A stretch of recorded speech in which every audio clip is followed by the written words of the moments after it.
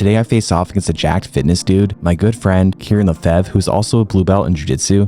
It's his first time sparring MMA. Meanwhile, I'm an amateur champion in MMA, 5-0 all submissions and 2-0 in Muay Thai, both fights by TKO. Fair fight, right? Well, like all my videos, it's all about education, and today I'm going to teach you how to use your Jiu-Jitsu in an MMA scenario.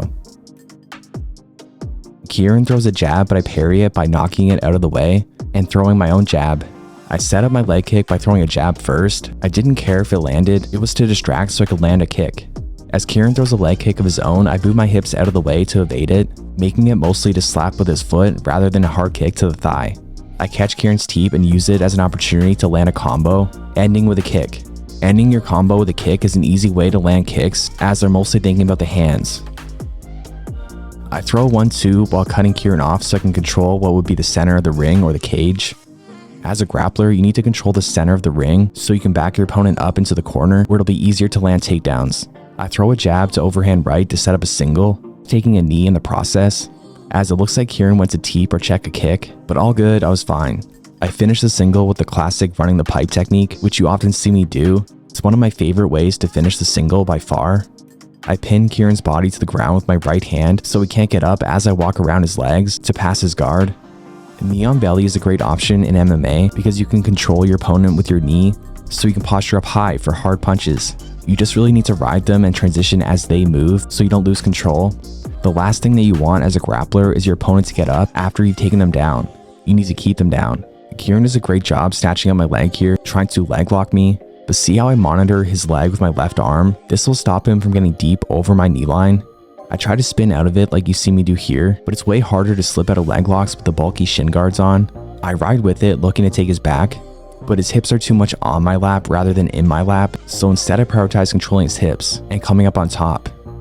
If he can't move his hips, he can't move his body. It's a similar control point to the head. I pepper Kieran with some more punches and prevent him from turning away using my underhook. I left a little too much space and Kieran starts to come up for the single. To counter, I jump around his head and onto his back, throwing a couple more punches before letting him up. Kieran lands a bit of a jab, but I know my distance pretty well and it just pushes my nose back a little bit. It was a nice shot considering Kieran has no striking experience. I try to counter with the cross, but Kieran just hides for dear life before landing a body shot, and now I push him away to make distance. Kieran backs up a lot, as many beginners do, so I wait for him to throw a strike so that I can counter, throwing my overhand right as he throws a kick. I land a kick to his side, but I remember that his ribs are hurt, so I ask him what side of the body that the injury is on, so that I can avoid striking there, as a good training partner should. Kieran does a bit of a roll, which is useful in boxing, but can be dangerous in MMA, as I could knee Kieran in the head right now, but this is forbidden in sparring. We clinch up and I rotate Kieran using my underhook, as I trip him with an outside trip. Watch how right away I pin his leg to the mat using my forearm, and now I replace that grip with my shin using a staple. I'm trying to put Kieran in the crucifix, so I need to pin his right arm first. Once I have it pinned with my hand, I now replace that grip with my staple. Watch how I also replace my left leg with my right foot before taking my leg out from between his legs. This way I could have complete control of Kieran the whole time.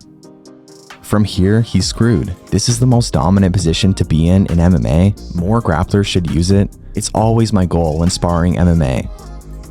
The punches are just light little love taps. I demonstrate that I could throw some elbows, but I don't land with it. Elbows are off limits unless you have elbow pads on, as elbows lead to cuts. There's no point of continuing with ground and pound, so I let Kieran up. The crucifix is pretty much checkmate. This is the easiest time to take someone down in MMA, when they're coming forward. I duck underneath his punches and shoot a double. As he grabs my neck, I prioritize keeping my head up and making sure I bring his legs all the way to the side so that we end up in side control. It's very difficult but not impossible for Kieran to now finish from this position. He also has to worry about being Von Flue choked if he kept his arm underneath my neck. The way that we land, I already have his one arm isolated with a staple. Now I just need control of Kieran's left arm with my right arm so that I can punch him with my left arm. I'm patient, and once he puts it where I need it to be, I show him how screwed he is with a raised fist, and then give him a couple love taps before letting him up. As you can see, all the punches are light and meant to mimic what would happen in a real fight. There's no need to go hard with the punches in sparring, especially with MMA gloves on. I throw a couple punches before entering the clinch. As I exit, I do one of the dumbest things you can do in the clinch, which is exit without caution. Normally, I always throw a strike as I exit, as it's a good habit to form, and how that Daniel Cormier knocked out Stipe Miocic. But fair play to Kieran, I can only smile as I get hit, and now I want to get something cool on him. Going into the session, I really wanted to hit an Asotogari, which is a pretty rare but badass takedown in MMA. So now I focus on working my way in with punches, clinching up and kicking out his front leg as I direct his body down with my arms. I got my style points. Immediately, I go to work with punches, controlling him with my shin. With knee on belly, you trade control for the ability to posture up and land big punches. But again, I'm flowing and moving with Kieran to keep control. My foot gets caught between Kieran's legs, which isn't ideal. He attacks the leg lock again, but again, I push with my hand as I spin out of it to clear the knee line. I make sure to take rips before Kieran can stand up. Kieran tries to Granby roll, but I hook my instep onto his calf so I can put him in this leg drag position and avoid a potential leg lock. If I wasn't careful, he'd be able to do something like this. This video is sponsored by X Martial.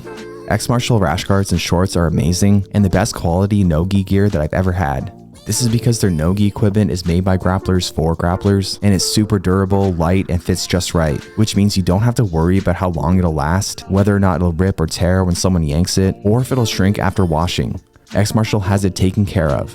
Recently, they've sent me the new Hybrid 2.0 shorts, which I absolutely love. These things are amazing. They have the perfect length and are made of high quality and long-lasting material. They also allow for maximum flexibility and comfort, which is super important for us jiu-jitsu practitioners because it means that we can train at full range and have unrestricted movement. So head on over to xmartial.com and use discount code Jordan10 for 10% off your order. That's xmartial.com and use discount code Jordan10 for 10% off your order.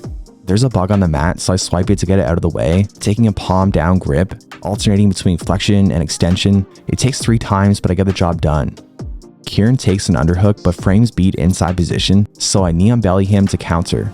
And now I let him up and enter into the front headlock position, and then transition to the arm and guillotine. I do this by putting pressure on his head, which forces his body to move. Initially, I only catch my heel onto his leg, but I need my heel on his back to rotate his head better into the choke. I'll pause for a second so you can see my grip placement.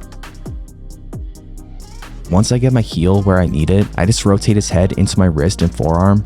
It's a bit hard to see from this angle, but the arm and guillotine is my favorite of all front chokes, and it's all choke, no crank if done right. My BJJ Fanatics instructional goes over it in detail, so make sure to check that out. A nice jab from me, and then I try to slip underneath Kieran's jab with this admittedly poor shot. I was hoping / thinking he'd throw a combo and come forward like he did previously, but either way, I still get connection onto his leg, and now I perform a wrestler sit out and use it to get the body lock. I use this wrestler sit out all the time, and you can even use it to escape Darce chokes. It's one of my favorite Darce choke escapes. Kieran goes to dive for a leg lock, so I make sure to hook my instep to his calf like earlier. This is a great tool to avoid leg locks. Kieran was trying to use my own move against me, but I had the awareness to counter. Again, I make sure to control his hips so I can keep top position. You do not want to be on the bottom in MMA, even if your jiu-jitsu is good. Top position is priority as is way safer. Alright, thanks for sticking around until the end of the video. If you're still here, please leave a comment or a fist bump, and I'll see you guys next time.